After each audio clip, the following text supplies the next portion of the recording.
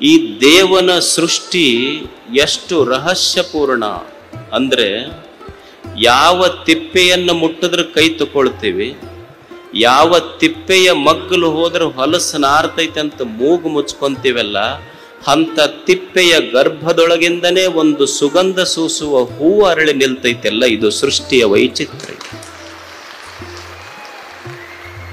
ಈ ಸೃಷ್ಟಿ ಅಷ್ಟು ರಹಸ್ಯವಾಗಿದೆ. ದೇವರು ಈ ಜಗತ್ತಿನಲ್ಲಿ ಮತ್ತು ಜೀವನದಲ್ಲಿ ಅತ್ಯಂತ ರಹಸ್ಯವನ್ನು ತುಂಬಿಟ್ಟು ನಮಗೆಲ್ಲ ಕಳಿಸಿದ್ದಾನೆ ಈ ಜಗತ್ತಿಗೆ.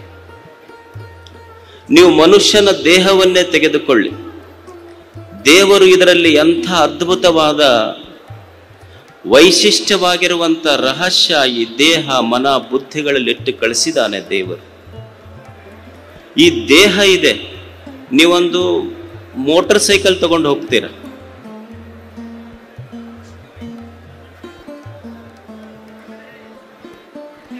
ನೀವೊಂದು ಸೈಕಲ್ ತಗೊಂಡು ಬರ್ತೀರಿ, ಮೋಟರ್ ಸೈಕಲ್ ತಗೊಂಡು ಹೋಗ್ತೀರಿ. ಮೋಟರ್ ಸೈಕಲ್ ತಗೊಂಡು ಹೋಗುವಾಗ ಸುಮ್ಮನೆ ಒಂದು ಸಣ್ಣ ಮುಳ್ಳು ಚುಚ್ಚಿದ್ರ ನಿಮ್ಮ ಮೋಟರ್ ಸೈಕಲ್ ಟ್ಯೂಬ್ ಪಂಚರ್ ಆಗ್ತದೆ. ಏನು ಬಹಳ ದೊಡ್ಡದಿಲ್ಲ, ಒಂದು ಸಣ್ಣ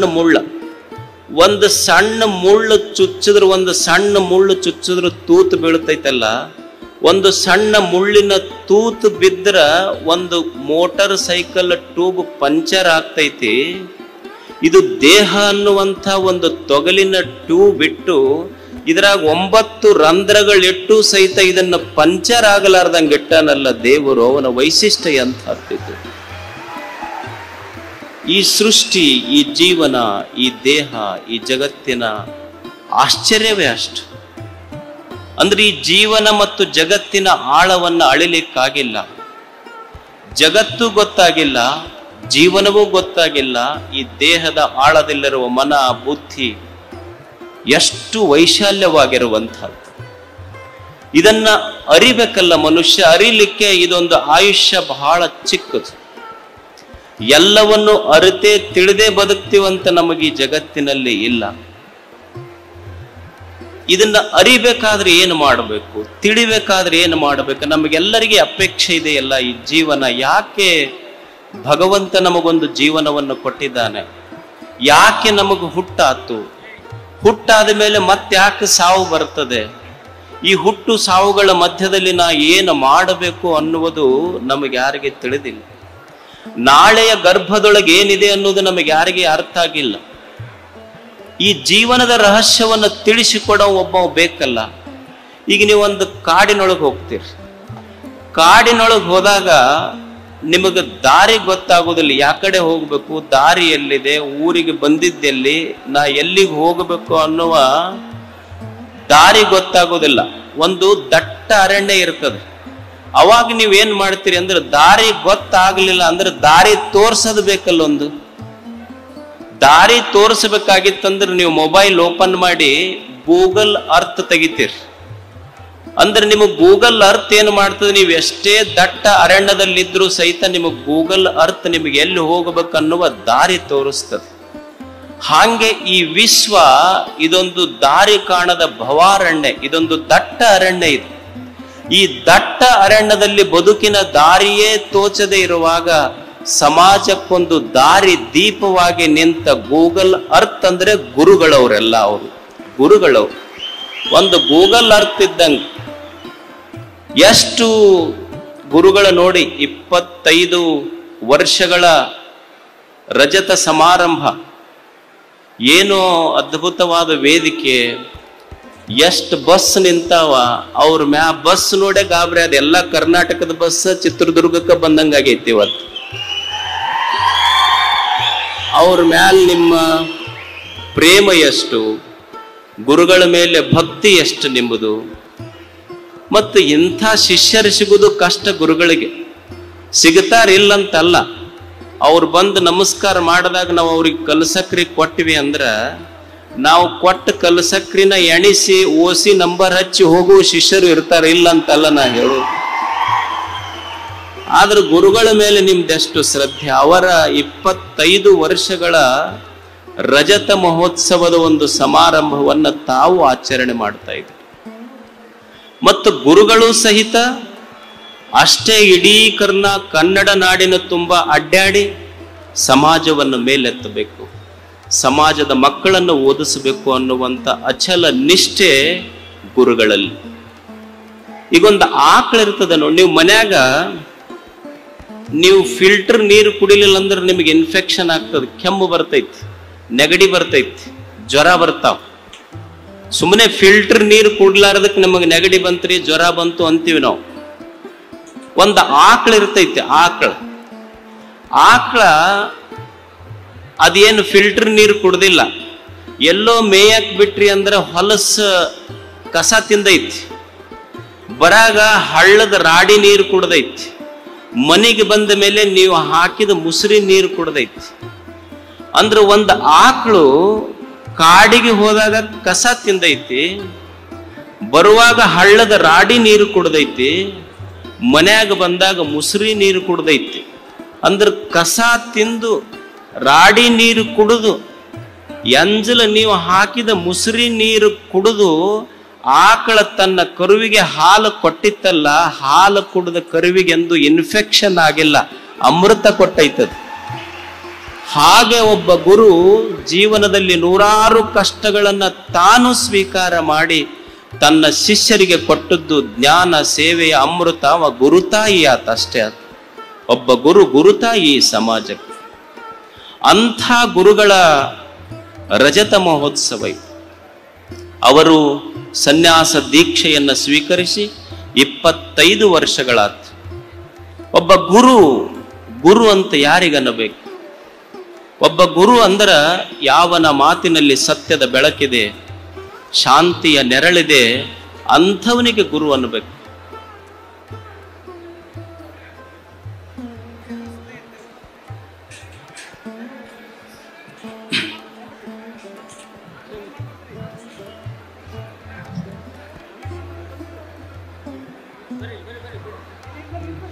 ಯಾರ ಮಾತಿನಲ್ಲಿ ಸತ್ಯದ ಬೆಳಕಿದೆ, ಶಾಂತಿಯ ನೆರಳಿದೆ, ಅಂಥವರಿಗೆ ಗುರುಗಳನ್ನಬೇಕು.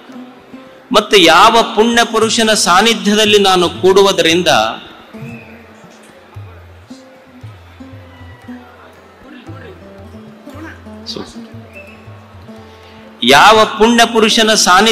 ನಾನು ಕೂಡುವುದರಿಂದ ನಮ್ಮ ಮನಸ್ಸುಗಳ ಅರಳುತ್ತವಲ್ಲ, ಯಾವ ಪುಣ್ಯ ಪುರುಷರ ಸಾನ್ನಿಧ್ಯದಲ್ಲಿ ನಾವು ಕೂಡುವುದರಿಂದ ನಮ್ಮ ಹೃದಯಗಳು ಅರಳ್ತಾವಲ್ಲ, ಅಂಥವರಿಗೆ ಗುರು ಅನ್ನಬಹುದು.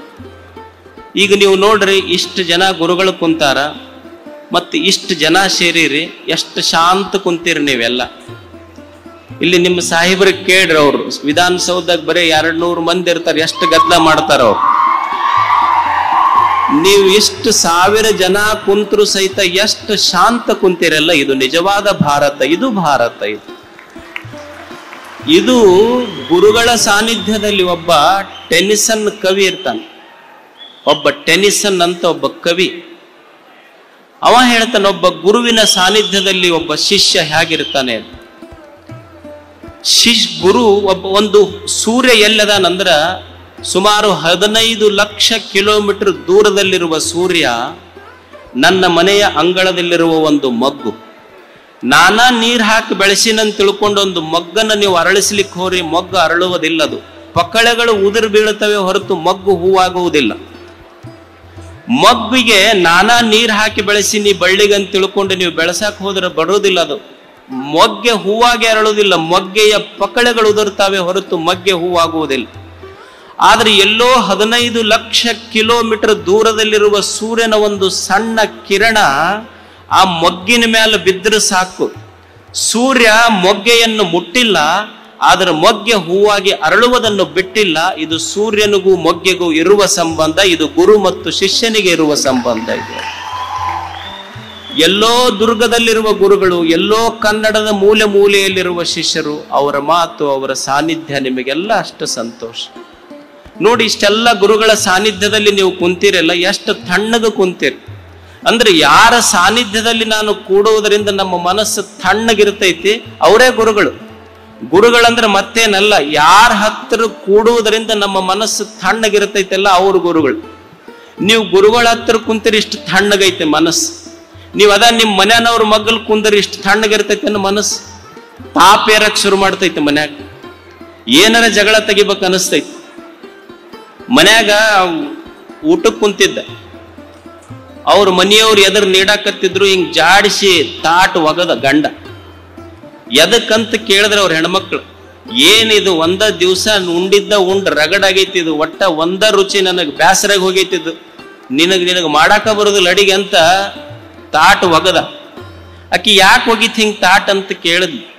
ಏನ್ ನಿನ್ನ ಕೈಯನ್ ಅಡಿಗೆ ಉಂಡಿನಲ್ಲ, ಬರೇ ಒಂದ ರುಚಿ, ಇನ್ಮೇಲೆ ನನಗೆ ಉಣ್ಣಕ್ ಆಗೋದಿಲ್ಲ ಅಂತಂದ. ಅವಾಗ ಆಕಿ ಮಸ್ತ್ ಬಳಿ ಏರಿಸಿ ಒಂದು ಕಪಾಳಕ್ ಕೊಟ್ಲು.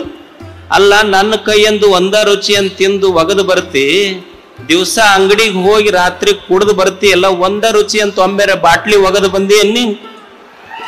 ಇದು ಒಗದಂಗ ಅದು ಒಗಿಬೇಕಿತ್ತು ನೋಡೋಣ. ಅದು ಆದ್ರೆ ಕಂಠ ಪೂರ್ತಿ ಕುಡ್ದು ಬರ್ತೀಯಲ್ಲ, ನೀ ಪತಿ ಅಲ್ಲ, ನೀನು ಕಿತಾಪತಿ. ನೀನು ಕುಡ್ದು ಕುಡ್ದು ಚಾಪತಿ ಆದಂಗ ಆಗೈತಿ, ಇನ್ನೊಂದ್ ದಿವ್ಸಕ್ಕೆ ನಾಪತ್ತೇನೆ ಅಕ್ಕಿ ನೀನು ಅಂತ ಹೇಳದ್ಲಕ್.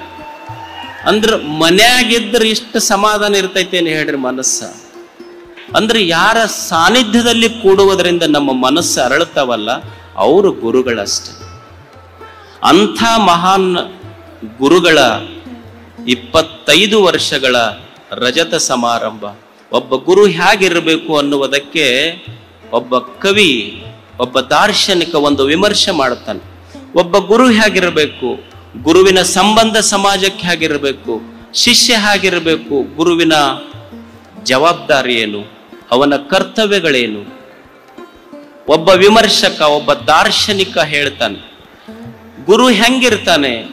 ಶಾಂತೋ ಮಹಾಂತೋ ನಿವಸಂತಿ ಸಂತಹ ವಸಂತವತ್ ಲೋಕ ಹಿತಶ್ಚರಂತಹ ತೀರ್ಣಾಹ ಸ್ವಯಂ ಭೀಮ ಭವಾರ್ಣವಾನ್ ಜನಾನ್ ಅಹೇತುನಾ ಅನ್ಯೇನಾಪಿ ತಾರಯಂತಹ.